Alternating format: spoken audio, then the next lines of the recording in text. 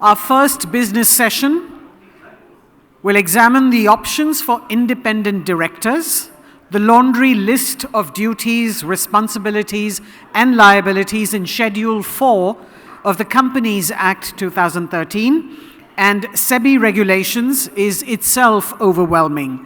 The risk of staying on board has increased.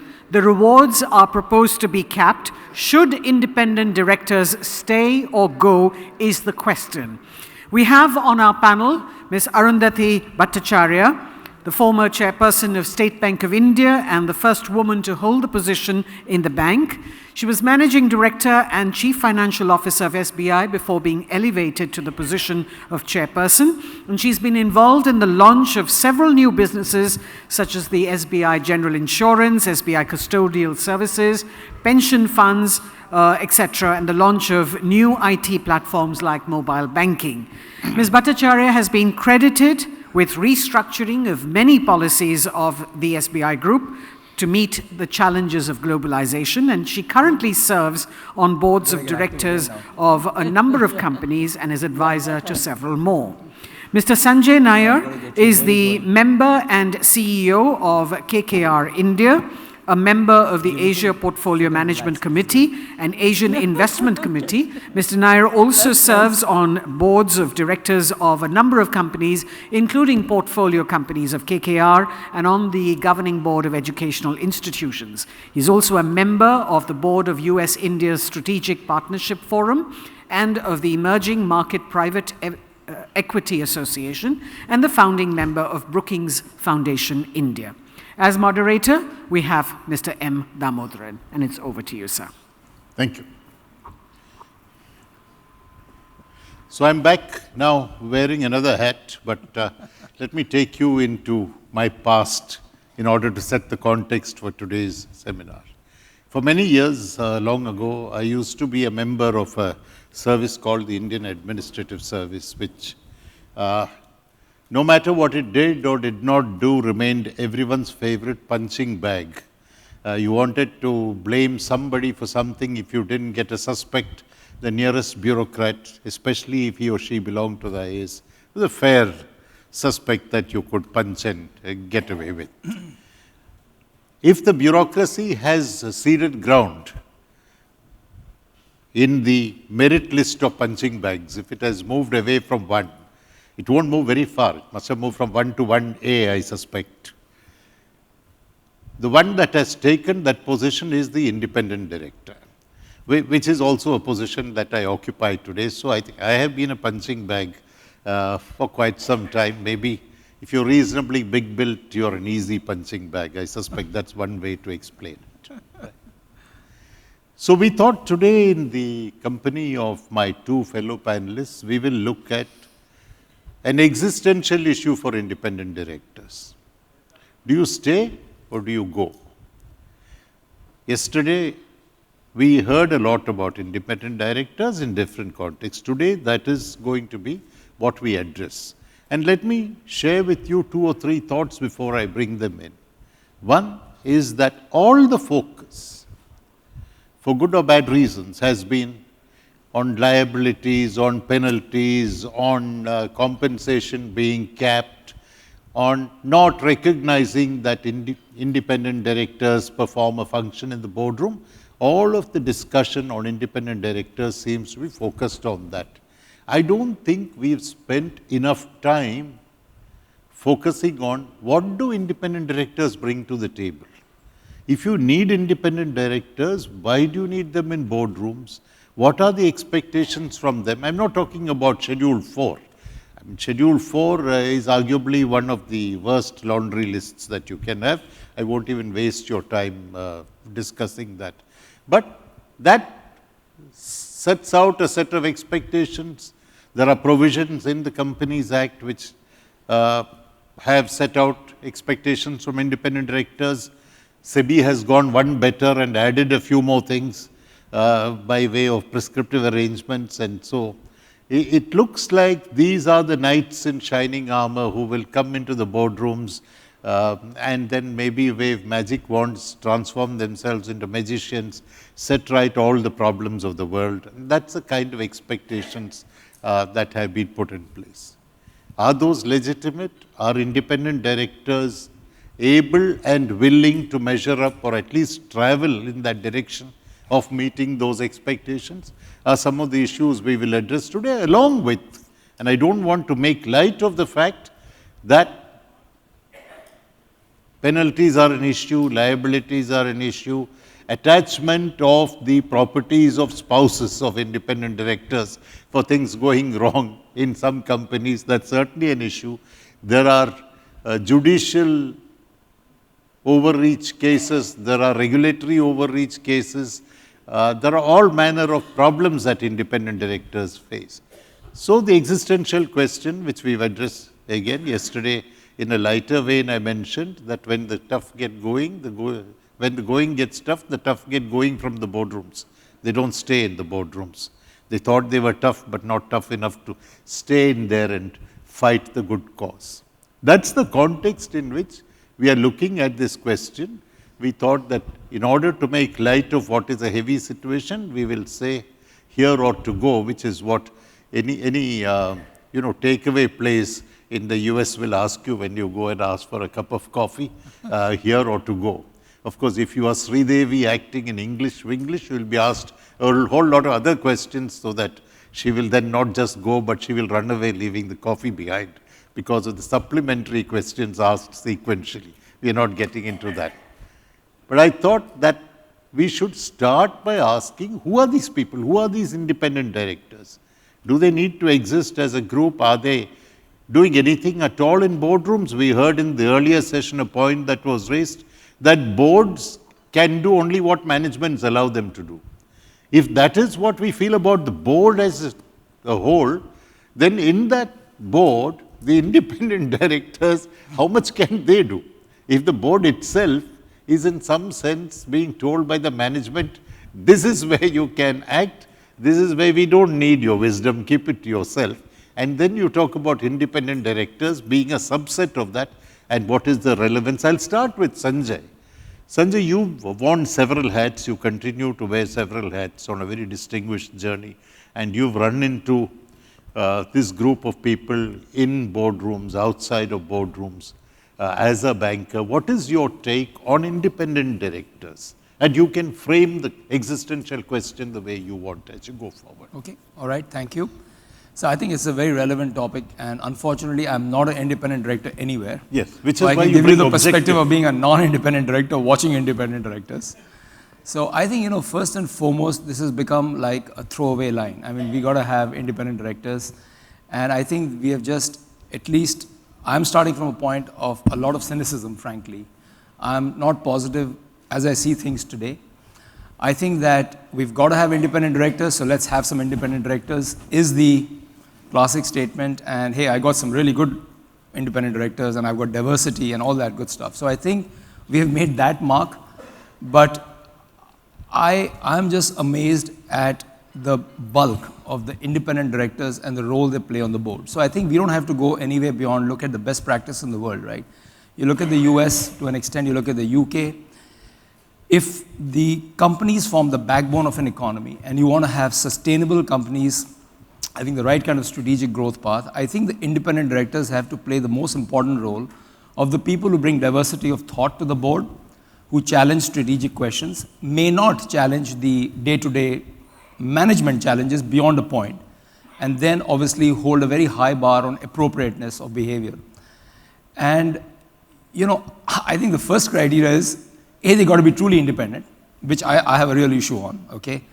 They have to be truly independent. I mean, if you go through, the UK financial charter and see what independence is defined as, and how the disclosure has to be made, even if somebody is remotely non-independent, that itself is the first test.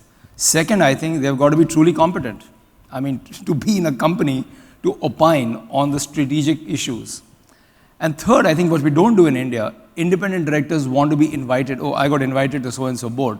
I think they should be actually interviewing the chairman and the board members and the key management before they accept the assignment. So you just shift the whole responsibility on independent director being competent, having the teeth, having the ability to say no to an invitation, and really saying, why am I on this board? And can I really contribute? Will they listen to me? I think that's the kind of the overall framework. And I say in broadly, as things stand today, I'm pretty disappointed just watching. And maybe I have not the best set of companies, but I think I have a pretty good spread of companies where we sit. I think we have a long way to go. And I don't know how you hold independent directors accountable unless they make themselves accountable, like either by resigning or whatever, right? So, that's all I can frame right now, and maybe as we go along, we can answer more. But I'm just trying to use common sense. I don't think I have any theoretical framework. I think strategy doesn't get questioned. I think chairmen are very dominating. Even if you separate the chairman and chief executive, very dominating chairman. I don't think there is independent directors having a separate chat between themselves all the time and then updating the chairman, having some kind of teeth to tell him, where to. So I think we have a long way to go. Part of the problem seems to be that we define independence in terms of a few things. Certainly financial relationships, and there is an attempt now to say that if you get more than X percentage, 25% of your total income from one company, then you cease to be independent, you're financially dependent. But if you look at the other element of non-independence, which is relationships, we've always grown up hearing that blood is thicker than water, and therefore, if somebody is related to you, clearly that person will bat for you. Because what we've forgotten along the way is nearly everybody is taking blood thinners, so we don't know whether blood is thicker than water any longer. But and we've seen brothers fight brothers clearly because the blood is no longer thicker than water, I think. So I think part of the problem, to my mind, is the way we define independence. South Africa has got it right. There is no long list of, brother, sister, this, that, and the other, father-in-law, whatever. They got it right. In one sentence, they say that if the extent of pecuniary or other relationships does not adversely impact on your objectivity, you're deemed independent, period. Some way we need to have the courage to travel in that direction and do a case by case rather than make a definition and see whether somebody fits into that. You have been a lender to a large number of companies. I don't know whether at any point, this question's often occurred to me, do lenders look at board composition, and within that board, are there names that you are looking at of independent directors who might give you some comfort? And now that you have become an independent director yourself, so you're seeing things from both sides. Of course, one journey is relatively new. You'll get to see more as you go along. How important, in your view, are independent directors? Well, let me first talk about, from the side of being on the management, okay, because obviously the experience there has been far greater. And I think SBI is probably the only country in the entire world where you have a board meeting every week.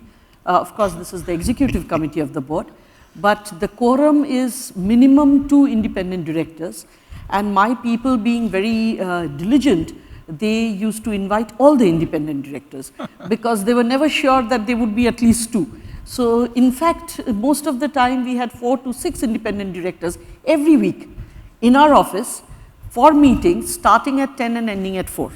Okay, so week on week on week for 4 long years. So I don't think there is anybody in this room who's had as many board meetings. And I don't think there's anybody in the world who's had as many board meetings. They're overgoverned. Yeah. So the fact of the matter is, where is it, what is the contribution that I have seen the independent directors make? And there, to tell you the truth, one of the things why I think SBI did better as a public sector bank than many others was because right from the beginning we were allowed to take 4 independent directors who would represent minority interest. And as you know, 1.5% of State Bank was listed long time back. So from as long as I can remember, there were always these 4 people. And these 4 people normally would be people of real eminence. So we've had really good people on our boards, and these people would be chosen by the bank in the sense that the bank would really go out and look for such people request them to buy 500 shares of SBI so that they would qualify, and then get them to stand for the election, get elected, and be on the boards.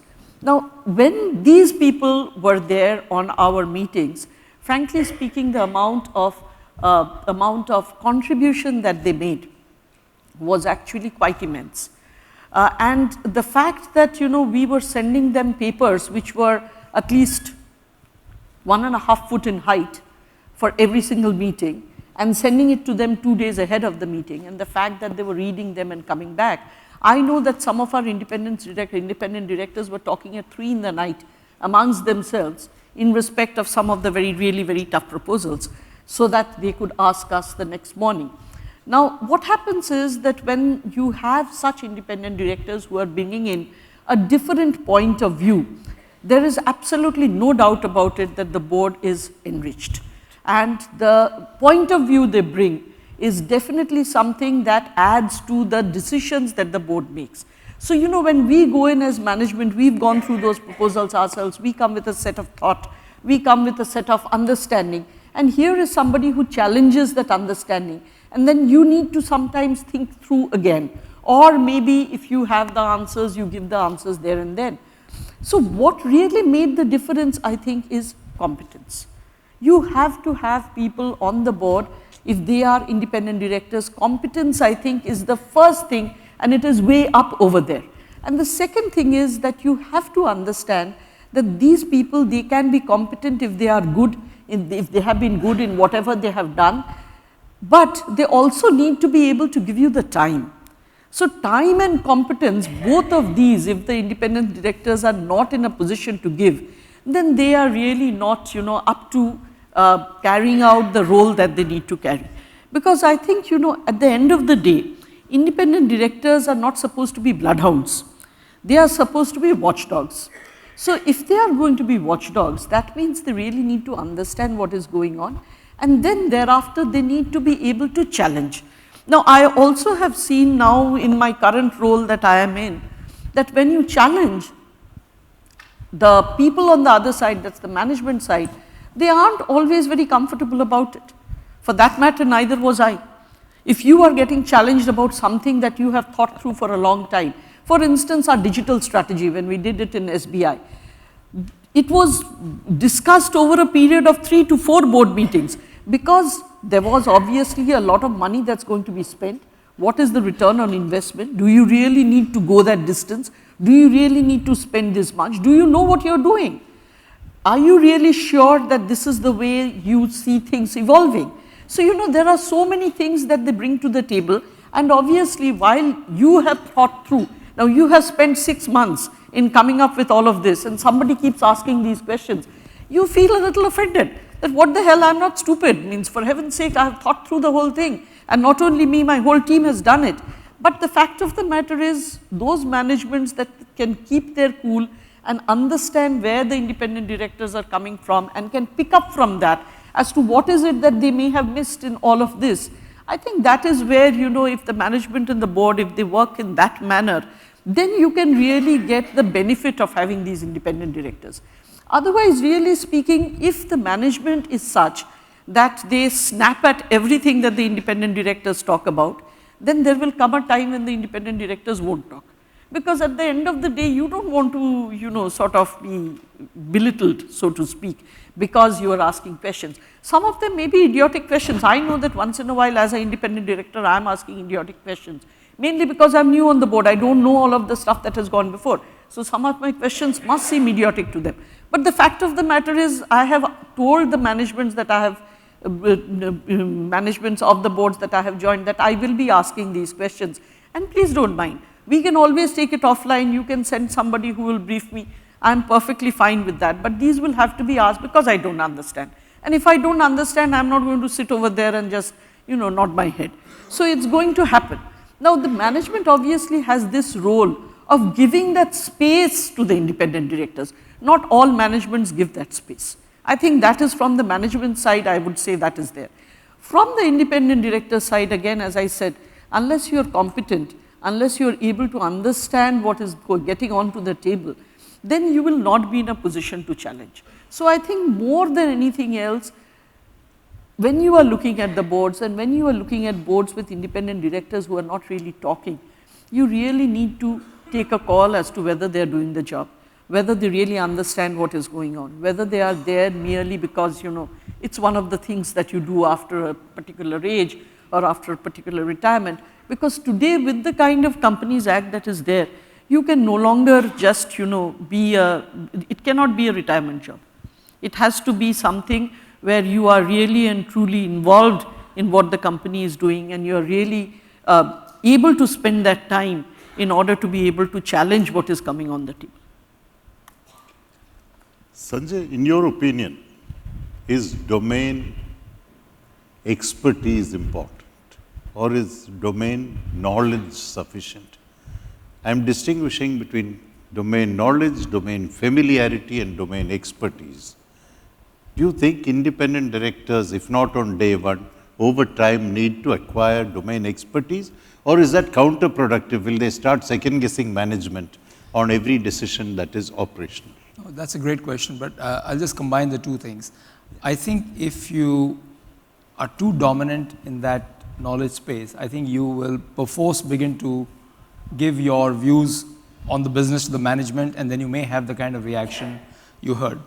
But what I said in the beginning, the diversity of thought, which I think Mrs. Bhattacharya also said in a different way, if you have to cherish the diversity of thought, I think domain awareness is good, but then an ability to spend the time to understand the business is really good. I mean, there's one of the companies I'm on the board of where the independent directors are actually taken to the sites, okay?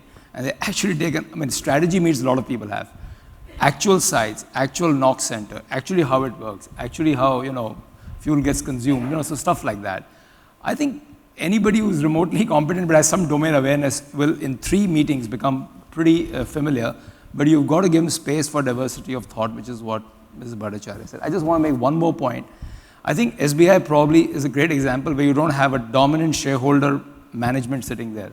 I think my comments were more to do with people where you don't have real management talking to real independents, but shareholder-led management of big promoter-led companies or even smaller promoter-led companies dealing with management. I think that's where my cynicism is slightly more than hers, because her experience is one of the most diversified management, great talent. They are vested in the business, but they're not vested with their shares as much as promoters are. And I think that's where the challenge is. And unfortunately, fortunately, that part of the Indian economy is a huge part of the Indian economy and has to be governed better. So I think I just want to bring it back to that.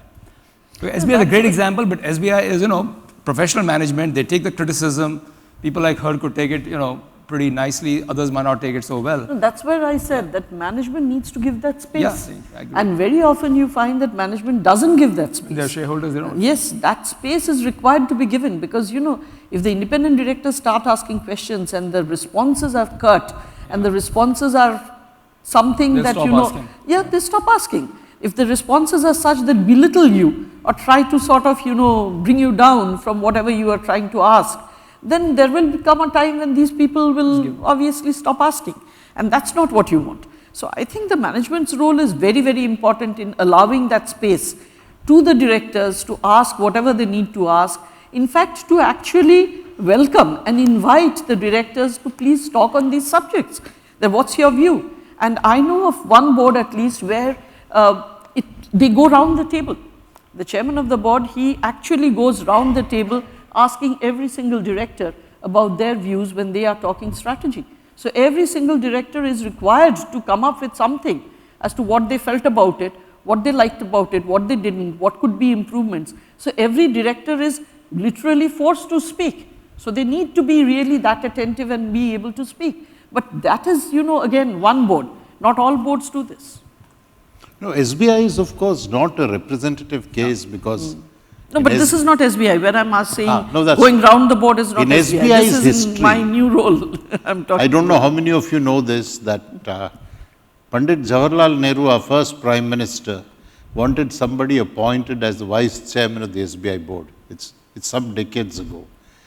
And the then Chairman of SBI wrote back saying he's not a suitable person.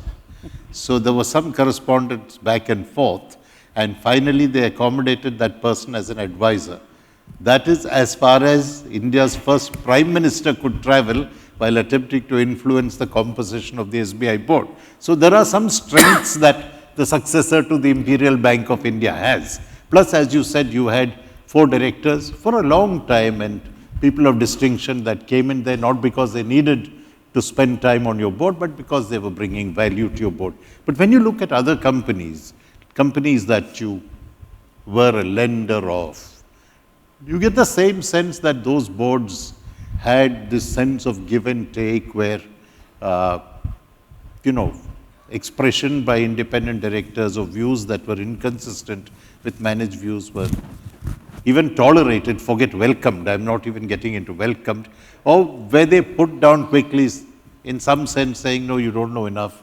Well, I've seen it on boards. I've seen people, senior people in charge of management, telling in so many words to the independent directors that I will explain this to you outside the boardroom. We shouldn't hold up the rest because clearly there are issues that you need to get to grips with.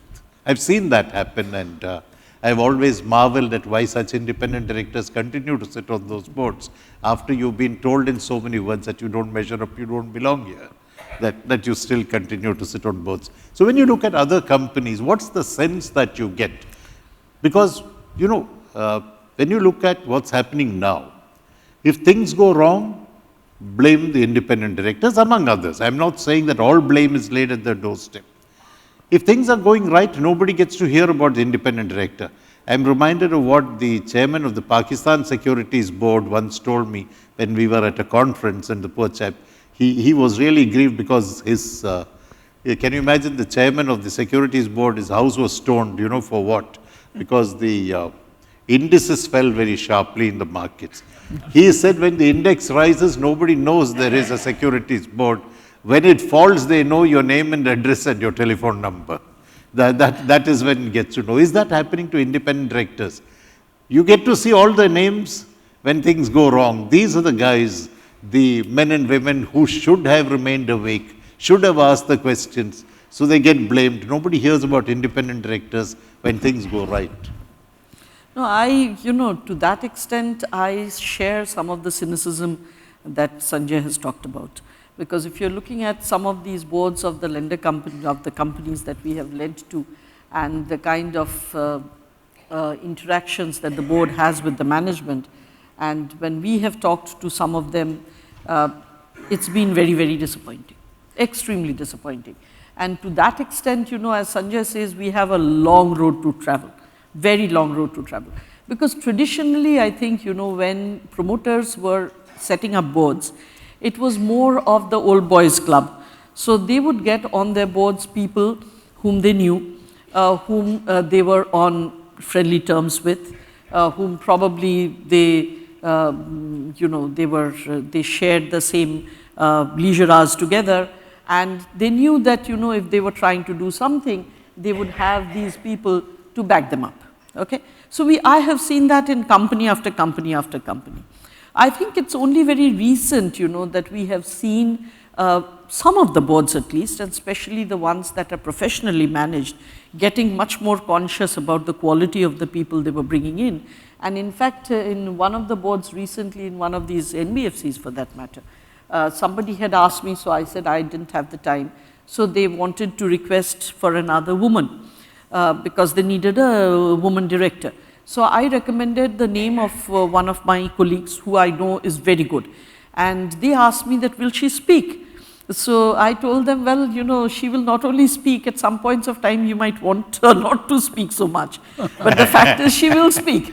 So it was a question that I really appreciated. Because I think this was the first time that somebody was asking me for an independent director, somebody they didn't know at all. They wanted somebody truly independent who would be doing stuff, and they wanted that person to speak. So this is a change that we are seeing now that seems to be creeping into many of the newer, smaller companies that are coming up.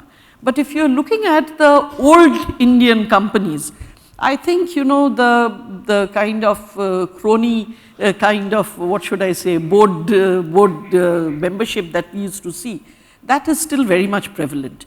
And in those boards, I don't really think, that the independent directors are doing the kind of stuff that probably is envisaged in the New Companies Act. I just want to make one comment. Yes. I think that, we have to give India, let's say, another decade. I think as, I'm not saying just private equity point of view, but as private equity, venture capital are playing a significant role. Really, if you see what are we doing, we give capital to companies, so promoters get diluted. Then we exit by either IPOs, forget strategic sales. So over time, there's a transformation of the shareholder base happening. I think as promoter holdings come down to below 51 first, and then somewhere in the 26 range, I think that you will see the transformation of boards happening automatically, because then you cannot get your cronies, you cannot get your friends, because there is a true representation of either a retail or a significant minority shareholder sitting alongside you. So I think it'll take some time, but I think one of the things is that today, where there are dominant shareholder management and chairman, there I think our cynicism level is higher. But where the shareholdings are going down and they've taken some chips off the table, or they have taken money from strategics or FDI or private equity to get diluted for growth, is improving. So really it comes back to the core question. I mean, do independent directors really want to be on a board that is so dominated? Do they have an ability to manage and give feedback to the chairman? I think those are the core questions which you have to ask. And I think my answer today is, the more dominant the shareholder management, the lesser the ability, even of a well-meaning independent, to give too much feedback, because as Mrs. Bhattacharya said, if 2 times you get snubbed, 3rd time you don't want to ask her. I want to move to compensation of independent directors, because that is also being discussed these days. Initially, there was no problem with stock options. Then stock options were taken away. Sitting allowance is up to a certain limit and no more, no matter how much the company can pay. Commissions, clearly loss-making companies need good directors, but you cannot pay commissions. They need good directors, but you can't pay commissions. In fact, the 2 people that were independents on the Satyam board before the merger with Tech Mahindra, and who did a lot of work, couldn't be paid because Satyam made losses in those 2 years. And the Ministry of Corporate Affairs said it doesn't matter that they did hard work, but the company is in loss. How can you pay commissions? It should come out of profits. So that didn't get done. Now, you're talking in terms of limiting commissions to 25% of the total income. On the one hand, you're saying a lot of responsibilities. So do you think, and yesterday this was discussed briefly, is there a case for restoration of stock options with some restrictions? Is there a case for having no cap on the commissions, leaving it to the wisdom of the board, leaving it to the wisdom of the shareholders to pay that, so that you then get good men and women on boards who think that their time is valuable and is being recognized as valuable? You want to have first go? Yeah, so, you have to understand, when I started answering your first question, the first thing I said was competence. And if you're going to get competent people, you've got to pay for their time. Because today, whatever you say, it's not as though we have a surfeit of skill and competence. No country has. It's not only India, but no country has a surfeit of these things. So if you're going to compete for the best people, you're going to have to obviously remunerate them in a manner that's fitting. Because there is a lot of competition for that amount of talent and competence. Okay? So I don't think, just putting a cap is something that's going to work. Because at the end of the day, if you're going to, it's always said that if you pay peanuts, you'll get monkeys. So that's a fact.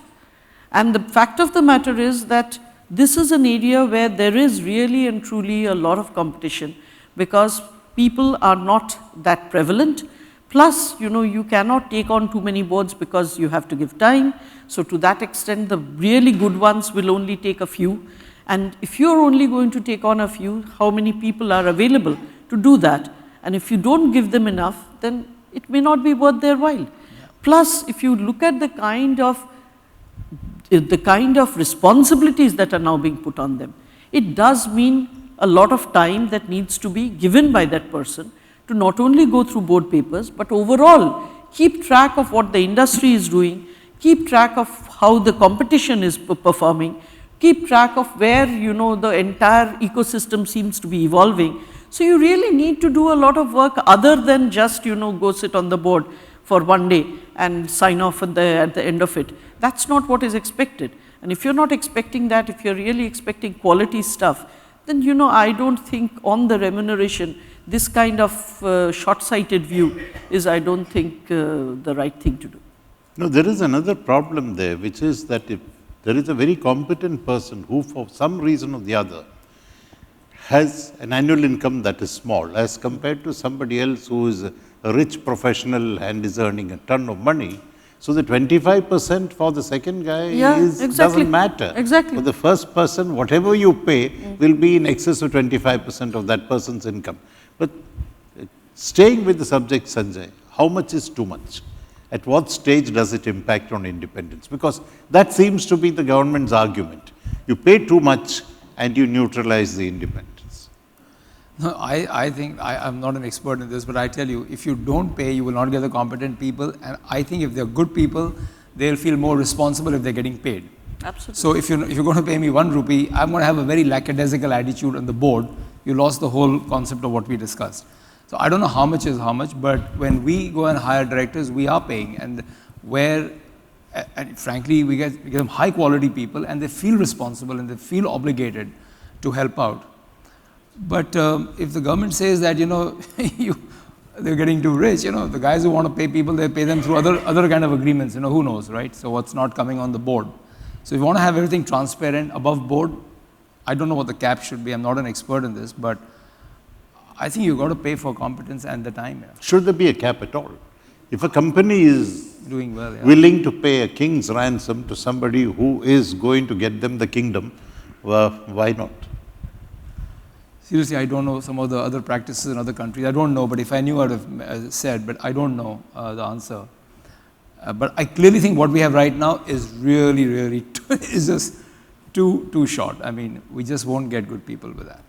And the thing is, I think, these are very, what should I say, rubber band kind of reactions. Suddenly you come up with something and you think this is the answer. You really need to think through. And we need to see what are the practices others have developed, other developing countries have. Even today, for instance, the sitting fees in any cases are capped, I think. So you can't pay beyond a certain amount. The only thing that's a difference is the commission. Now that commission comes if the company is doing well, not otherwise. And even there, I doubt very much, you have put a cap there also that it can be only a 1%. And I doubt very much that there are companies that are paying 1%. Most of them pay very smaller percentage, a very small percentage of that, in fact. So to that extent, it's not something that's huge that's getting paid out over there. And therefore, to think that this is compromising on your independence seems to be a very short-sighted kind of a view. Yesterday, we heard of one example where the total kitty was increased and 99% of that went to the promoter and his relative was on the board, and the independents were left, the 5 or 6 independents got to divide 1%. So, but just on this, on government's thought process, I've never understood, okay? I remember in the old days, when we used to have government companies hedge petroleum, they would say, no, we've been told not to hedge, because if you get it right, you don't get any accolades. If you get it wrong, you have CVC. So it's the same approach. You cannot change their thought process. Same thing. They're not hedging anything. You should be hedging the hell out of things right now, and they won't hedge anything because he's safer in not paying, not hedging. One related question. Many companies pay all independent directors equal amounts, no matter what the contribution of those persons is. Safety lies in doing that. The only differential is attendance at board meetings.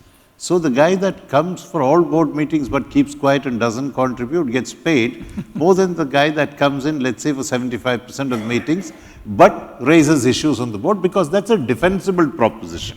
I have objective criteria to decide who gets how much based on attendance.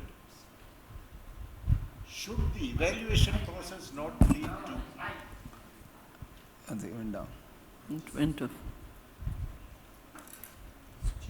Yeah. Should the evaluation process not lead to determining which independent director is contributing more than whom, and based on that you pay differential compensation? I'm assuming that someday corporate India will put in place a reasonable evaluation system, not the kind that transpires for evaluation now. I think so. I mean, I think you should be able to pay differentially, and I think it's the scoring mechanism has started. It's a bit of a bore. You just keep checking the boxes. But if you have a serious evaluation system, I think you should be able to pay differentially, not only for attendance but also for real contribution. But again, the problem becomes, what kind of board are we talking about? Again, it's back to the question: is there a dominant shareholder or there is a more diversified shareholder base? I think State Bank would implement it like a breeze, and I think other family-dominated companies probably couldn't do that. It just won't happen, because if you got somebody who's always going to challenge you, come down to paying him 15 lakhs versus 20 lakhs, I think I'll pay him 15 lakhs, yeah. It's pretty straightforward, right? So I don't see why that is going to change in a hurry. I really go back to the issue that there are very few evolved promoters, but I think a lot of them today have, as I said, I'm back to my cynicism of the kind of independence we have on the board. So it all emanates from there. Again, I would say what you are saying is perfectly right, but it would be very difficult to implement. In fact, in the SBI board, the first time when we did the board evaluation, it was only the board members evaluating themselves. The second time round, we hired one of the big four to not only evaluate, it was not only an evaluation amongst themselves, but the big four then interviewed each of the promoters, each of the directors regarding their performance as well as what they felt of the performance of the others. And then fantastic. They came up with a scoring.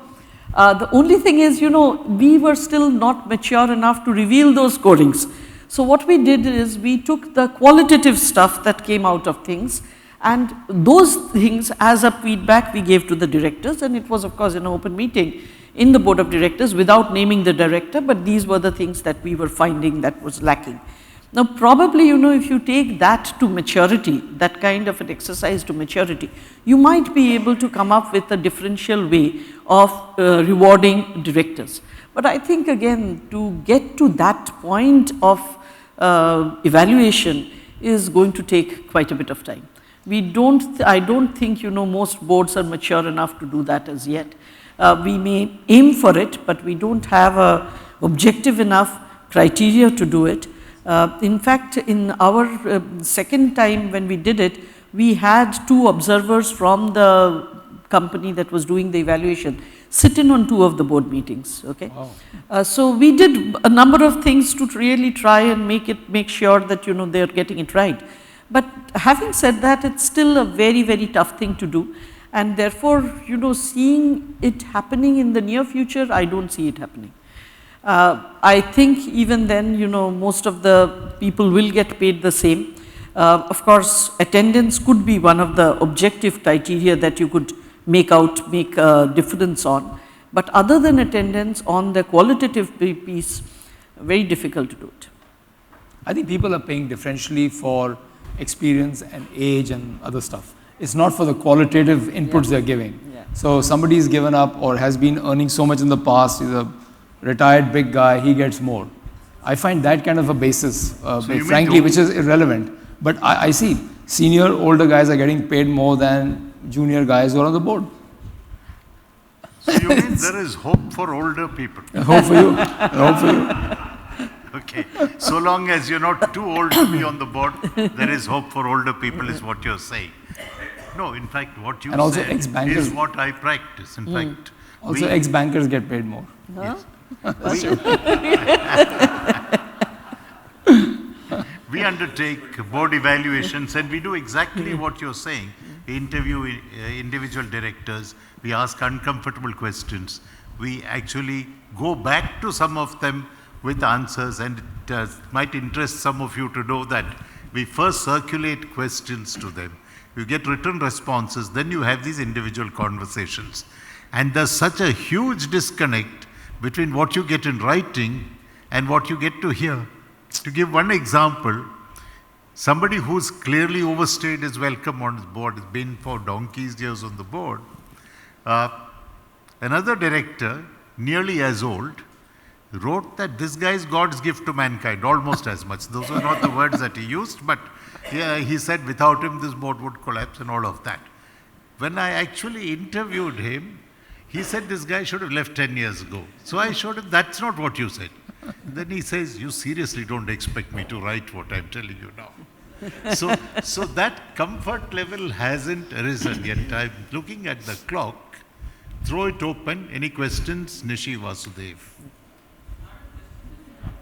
About this board's evaluation, one I'll come to you.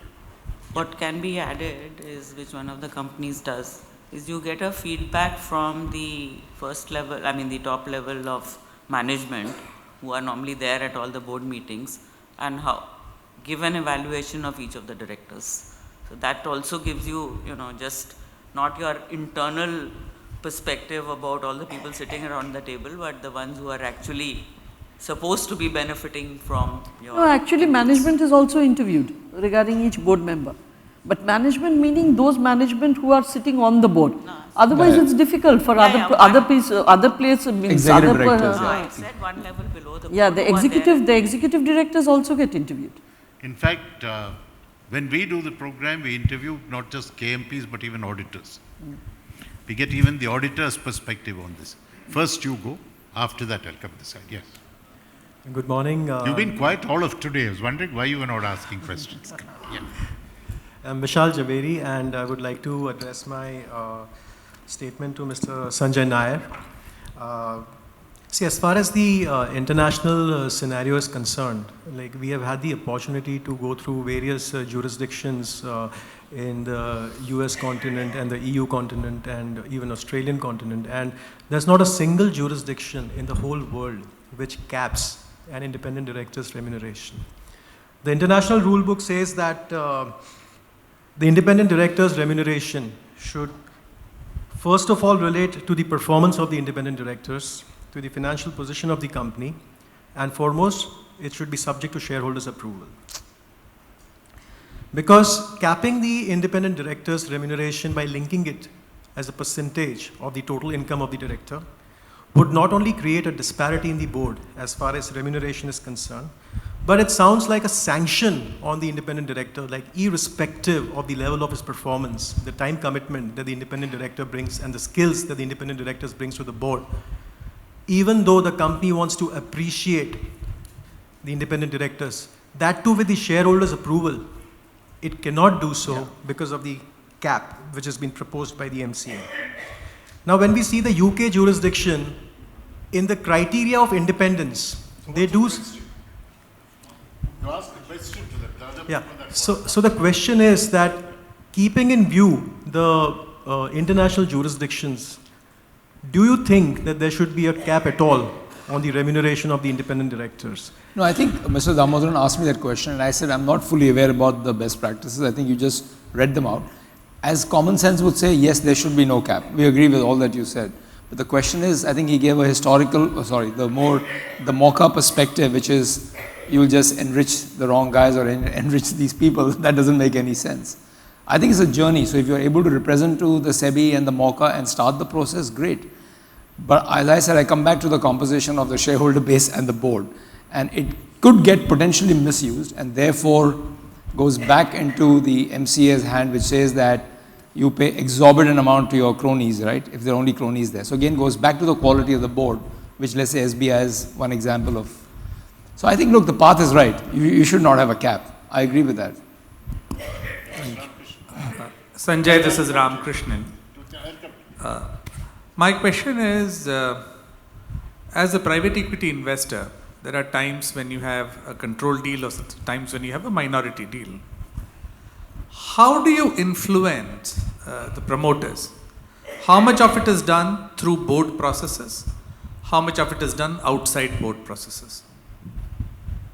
Look, if we are in a controlled situation, I don't think we really care much. We can govern everything. But the reality is in India that you rarely are controlling something fully. And you need the founder, you need the entrepreneur. So the more difficult part is when you are the controlling shareholder, but you need the founder, entrepreneur who's at a smaller amount of percentage to be the effective manager to run the business.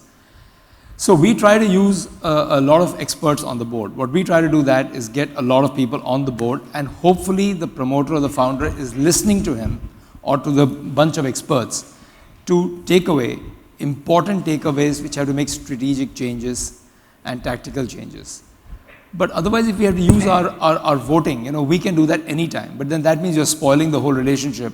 And I don't think that creates any sustainable value. So we as private equity firms, I think all us and our peers are very sensitive that control situation, yes, we control our destiny, but we need the guy to run the business, to transform, to manage stakeholders. Actually, it's a more difficult situation. And you have to be quite tactful about it. So it's not easy. In a nutshell, it's not easy. We do get experts on the board, make them independent, but hopefully the founder, entrepreneur who's got a lower percentage than us is listening to them and making the required changes. If not, then we've got to have a chat with them outside the boardroom. It's a tough process. It's balancing act all the time. I feel that we have too high an expectation from independent directors. The government, I mean the law. The regulators pay very high expectations. Regulators put more and more responsibility of them. For example, in the banks, how can you have a weekly meeting with independent directors? And are they taking decisions on the loans? If they have to participate in taking decision on the loans, they'll be liable. In the JP case, the Supreme Court will say, you are given the decision, you are liable and your assets should be held. Why should there be a director on a bank where you have to come 4 times a week? It's ridiculous. Why? Because the regulator says you need to have a committee, you need to have independent directors, etc. So we must lower our expectation of independent directors and then evaluate. You increase the expectation, they will never match your expectations. Then, first of all, they're not experts in many areas of business operations. They may be experts in governance. They're not experts in strategy. They don't understand the business. They don't have the time. They come for 5 meetings, 6 meetings, 7 meetings. They spend maybe 20 days a year. You can't run the business.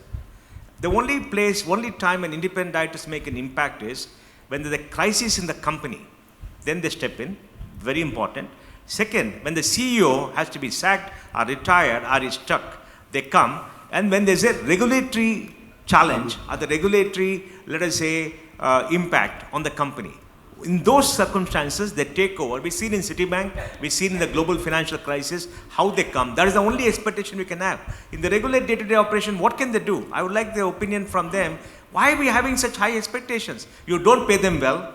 They're like, Madam said, there are not enough people with that kind of experience to be on big companies. Now you take the top 10 companies in this country, very big companies with 100,000 crores. See the independent directors. Have they been board members of 100,000 crore companies? Have they built complex companies earlier? They have not. Their experience comes short. So our expectations are too high. Lower the expectation, lower the demands for them, and then we can evaluate. Now, it is ridiculous. It will never work. No, I think the real issue is that you must begin at the beginning, which is the lack of trust in business and businessmen. Why do you have independent directors? You believe that if they did not exist, or if other checks did not exist, then the businessman will run away with money that does not belong to him or her. So to serve as a check, and this is fictional because you can never serve as a check. The other guy is always brighter, has more information, more knowledge, and is closer to the till than you will ever be.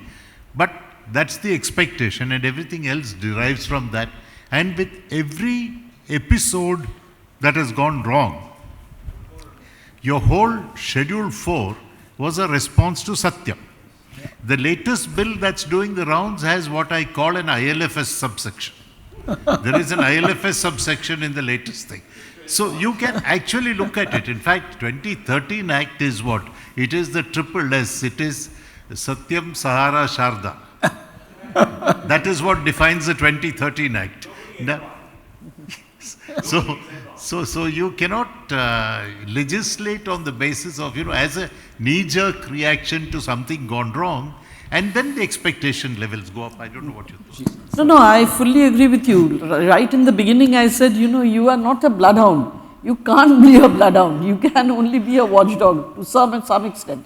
And that too, you are dependent on what the management is showing you. The management need not be showing you everything, and you will never know what they are not showing you. It's just not feasible for you to know. So to expect, that you are going to be the gatekeeper for everything is definitely, expecting something which is fictional, which is never going to happen. I always say if you raise the bar very high, it's safe to walk.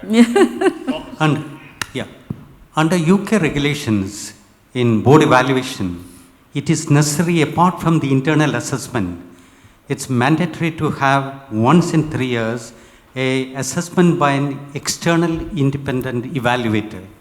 Do you think that should come mandatory to our scenario? Secondly, question to Madam is, I'm happy to hear that the 4 independent directors you have been contributing very well. Apart from that, do you have directors nominated by the government on the board? And if so, what has been the experience with them? I'm asking in a particular background, many of the public sector companies have the nominations from the government and the experience. Well, I would like to have your opinion. Again, it depends upon the kind of people who have been nominated. Sometimes very good people are nominated. They do contribute, sometimes not. So again, it's a mixed bag. I cannot sort of classify them as one or the other. But one thing definitely is there, that from the government sector, the people who come in, their experience in actual commercial fields is very, very limited. Unless, if they are people who are ex-government servants, etc., ex-bureaucrats, then they do not come with that kind of experience that helps in a commercial organization. However, if they are nominating people from, the regular basket of people, then they sometimes nominate some very good people as well. So it's not something that, you can just put a clear demarcation on. It depends from person to person what their contribution is. I'll supplement that. I was interacting with the board of a public sector bank a couple of years ago, and I looked at the attendance records and found that the nominee director, the government representative on the board, attended 2 meetings out of 17, 2 board meetings. And when I asked the chairman, are you happy with this? He said, very happy. That's He a said good one. the board functioned very well. Sorry. Yeah. Last one. That's a great one. 2 points. Of course, one point which we did put on the table was not giving honest feedback as part of the board evaluation. And the problem is, the question which I wanted to ask, when you are giving glowing performance evaluation to even people who are putting in suboptimal performance, the key problem will arise when the suboptimal performance gets to unbearable performance. At that time, like the ouster of the chairman of an independent director, if you have been giving 5 out of 5 for the first 3 years, overnight, if you ask him to leave, you are going to be questioned. Overnight what? Of course, the other flip side, you can definitely say, past performance is never an indication of future results, like the way disclaimer you give for the mutual funds. But the key point is then the independent directors, when you want to collectively oust a person, you will then be blamed of being aligning to the majority shareholder. Point number 1. Point number 2, is law making independent directors today to forcing him or her to be an adversary?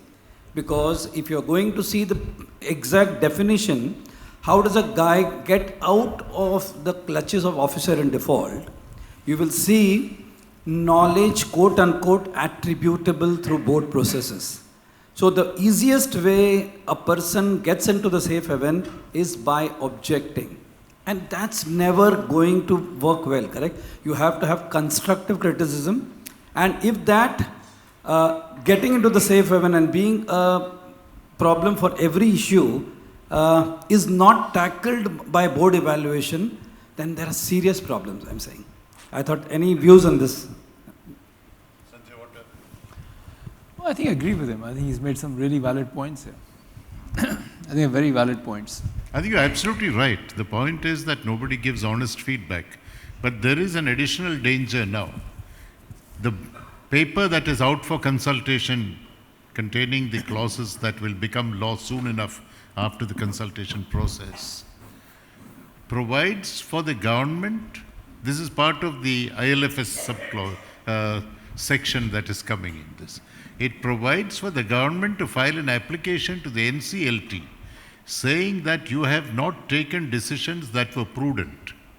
And the NCLT in its wisdom will substitute its understanding of prudence with the benefit of hindsight if a decision has gone wrong to what you considered prudent earlier, and then disqualify you from future directorships. So it's not evaluation, that's now And I think in self-preservation, boards should do very robust evaluations, because otherwise evaluation will pass somewhere else. You're absolutely right.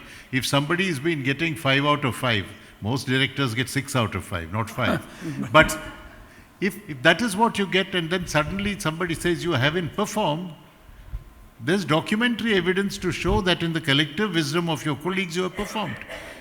I wonder, when that kind of a thing happens, which government can go to an NCLT with what paper and say that these guys didn't perform, therefore show them the door. I think we're getting into very, very difficult times. Sandeep? So I have a question here. Oh yes, the back. Sorry, I missed Yeah, it. Yes. So a couple of quick observations. Recently, Kotak committee recommended that we should have a minimum remuneration for independent directors. MC has gone the complete other way, saying let's have a maximum remuneration. Similarly, MCA has come out with a proposal saying independent directors should have a certain kind of certification course or qualification. I remember when the Kotak committee recommended disclosure of skills, one union minister came out and said that's absolutely the wrong direction. So as a country... This is the railway minister was on the wrong track. That's the one you're talking Yeah, that's the one. Okay. So, and the discussion that we are having in this room here are actually far from that direction. We are having discussion on culture, we're having discussion on fostering openness, the ability to raise questions, devoting time, etc. So corporate India is clearly talking one direction, the government is clearly talking another direction. So are we sort of as a country missing the bus, so to say, at a crucial breaking point for independent directorship in this country? And what can we do better? No, I think this is, I just want to make one comment. This is a maturing process. I think people are taking feedback. So if you can give collective feedback to MOCA, you should. I think it's a maturing process. All these points are very, very valid. But I don't know who in other countries decides these frames regulation. Is it a body of the Ministry of Finance, or is it the SEC equivalent? Now, I think there are different bodies in different countries, so who had those international practices? You should really look at that. I think you should really get away from, if you ask me from the government arm, it should be the SEC or the SEC equivalent. I think we just vest these powers in the wrong body right now, and that body by definition is anti everything that we discussed. So I think this is a Well, I tough... think, again, it emanates from the mistrust, as you said. Yeah, whatever it is. It emanates from the mistrust on business. It emanates from the thought that anything to do with business means if you are making profits, you are profiteering. Right. There is a difference between profitability and profiteering. Somehow that has got mixed up in India. But if you are profitable, you are profiteering. But it's as simple as that. But ma'am. So that we need to somehow bring back, bring back the trust in industry, so that industry can say what is really good for it. We should go tell the MCA or the MOCA that it's not their job. We have to protect the shareholders and deliver sustainable, improved shareholder returns. So it's back to the court of the SEC, and they should determine it. And I think they are far more sensible. I mean, they understand the realities, how to protect at one level, how to deliver sustainable returns at the other level, and how to protect conflicts of interest. I think it's vesting power in the wrong body right now. Yeah. We should just... अब वो मौका नहीं मिलेगा. The chance has gone on. It says time's up here, but what I will do is very, very short, crisp questions from Govind. Sandeep, you ask the questions, I'd get them to answer, and then we close. Yeah. No, what we are discussing here, I'm Govind Sarup. I just want to bring it to the notice of the panelists that what the type of companies which we are discussing will not form even 4 to 5% of the total number of companies. Absolutely. And this issue of independent directors now is much more valid for the remaining list of the companies. And where it is more influenced by the management, that question came that where the management controls the board and not the vice versa. Okay, got it. And so there they are required much more. And they have more difficulties of compensation especially. So independent directors from whom you want so much of, it's like a Plato's king where you don't expect anything and you're supposed to give everything. So probably more thought in that area is also necessary. Sandeep. Just a very quick question. The concept of independent directors is kind of born in a fragmented shareholding scenario, and we've kind of implemented in the Indian scenario. can we at least start a conversation of removing the word independent because it's providing false comfort? Why not just call them non-executive directors? Everybody and his uncle will be non-executive. I think you have a very valid point, but and to the comment of my friend there, I think the journey is from what is to what ought to be. Exactly. What we end up in discussing in places like this is discussing what ought to be. What happens in the outside world is what is. And we are hoping that with the support of people like you, it can sort of move towards. I thought we were going to talk about the RBI board, but it's such a. Thank you for being a very. Mr. Damodaran, aren't we going to talk about the RBI board? Aren't we going to talk about the RBI board? No. Okay, all right, we got to go. I just thought I'll. Bharat Toshi is here. You can have a conversation. Okay, I know Bharat too well. May I request Mr. Damodaran to also take on the avatar of presenting mementos to our two speakers, to Ms. Bhattacharya and to Mr. Nair. Ladies and gentlemen, once again, it will be a very short break. We'll just quickly make the changes on the dais and then we move into the almost the last session of the conference. So very quick break, just 5 minutes if you can zip out and come back in quickly with your choice of beverage and we'll move into the next session. Thank you.